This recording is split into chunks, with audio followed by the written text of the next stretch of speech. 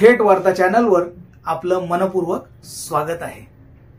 Operation सिंदूर हे भारतीय सशस्त्र दलाने 6 आणि 7 मे 2025 च्या मध्यरात्री पाकिस्तान आणि पाकव्याप्त काश्मीर येथील दहशतवादी तळ्यांवर केलेल्या हवाई हल्ल्याचे सांकेतिक नाव आहे। हे ऑपरेशन पहलगाम येथे 22 एप्रिल 2025 रोजी झालेल्या दहशतवादी हल्ल्याला प्रत्युत्तर म्हणून राबविण्यात आले, ज्यामध्ये 26 नागरिकांचा मृत्यू झाला होता।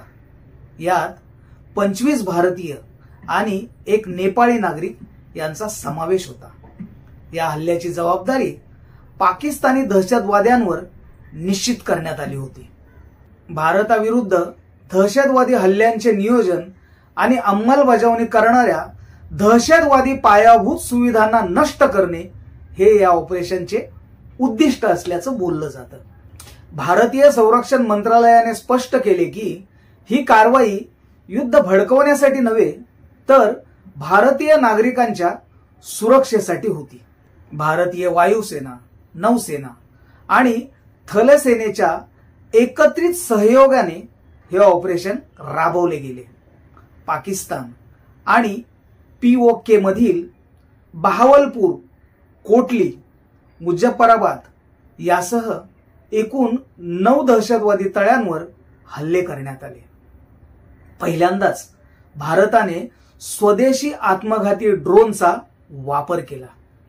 हल्ले रात्री 1:30 वाजेच्या सुमारास झाले, ज्यामुळे शत्रूला सावरण्यास अजिबात वेळ मिळाला नाही। ऑपरेशनचे नाव सिंदूर ठेवण्यामागे प्रतिकात्मक अर्थ आहे। पहलगाम हल्ल्यात दहशतवादी हल्ल्याने अनेक विवाहित महिलांचे पती मारले होते। सिंदूर हे भारतीय संस्कृतीत विवाहित महिलांच्या सौभाग्याचे प्रतीक मानले जाते। या ऑपरेशनद्वारे दहशतवाद्यांना कठोर संदेश देण्यात आला की भारतीय महिलांचे सिंदूर पुसण्याची हिम्मत केल्यास त्याचे गंभीर परिणाम भोगावे लागतील। भारतीय संरक्षण मंत्रालयाने सर्वच्या सर्व 9 लक्ष्यांवर यशस्वी हल्ले केल्याचे जाहीर केले। पाकिस्तानच्या प्रारंभिक निवेदनानुसार या हल्ल्यात किमान 3 जण ठार आणि 12 जण जखमी झाल्याचं म्हटलं आहे। भारताने आंतरराष्ट्रीय कायद्यांचे पालन करत ही कारवाई केल्याचे म्हटले आहे आणि कोणत्याही पाकिस्तानी सैन्य तळाला लक्ष्य केले गेले नाही। प्रधानमंत्री नरेंद्र मोदी यांनी रात्री ऑपरेशनवर सतत लक्ष ठेवले होते। जम्मू काश्मीरमधील स्थानिकांनी भारतीय सेना जिंदाबाद आणि भारत माता की जय अशा घोषणा देत या कारवाईचे स्वागत केले।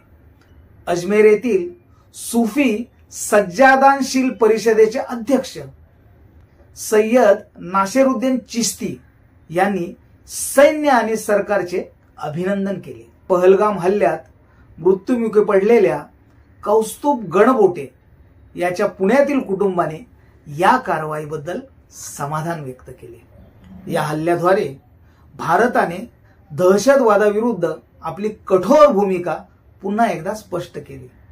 स्वदेशी ड्रोनचा वापर भारताच्या संरक्षण क्षेत्रातील प्रगती दर्शवतो। सिंदूर हे नाव निवडून भारताने दहशतवाद्यांना सांस्कृतिक आणि भावनिक स्तरावरही आव्हान दिले। या ऑपरेशनने भारताच्या सामरिक क्षमतेचा आणि दहशतवादाविरुद्ध निर्णायक कारवाई करण्याच्या इच्छाशक्तीचा पुरावा दिला आहे। दहशतवाद कोणताही असो, तो मानवतेच्या हिताचा नसतो, तो ठेचलाच पाहिजे। सरकारी पक्ष आणि विरोधी पक्ष यासाठी एकत्र आले ही चांगली बाब आहे। बाहेरील दहशतवाद ठेचून काढल्यानंतर देशांतर्गत असलेला धार्मिक दहशतवाद, जातीय दहशतवाद आणि भाषिक दहशतवाद ठेचण्यासाठी देखील सर्वजण अशीच एकता दाखवतील अशी अपेक्षा। तर तुम्हाला हा व्हिडिओ कसा वाटला ते कमेंट बॉक्समध्ये नक्की लिहा आणि अशाच नवनवीन आणि माहितीपूर्ण व्हिडिओसाठी चॅनलला सबस्क्राइब करा आणि हा व्हिडिओ शेअर करायला विसरू नका. जय भीम, जय संविधान.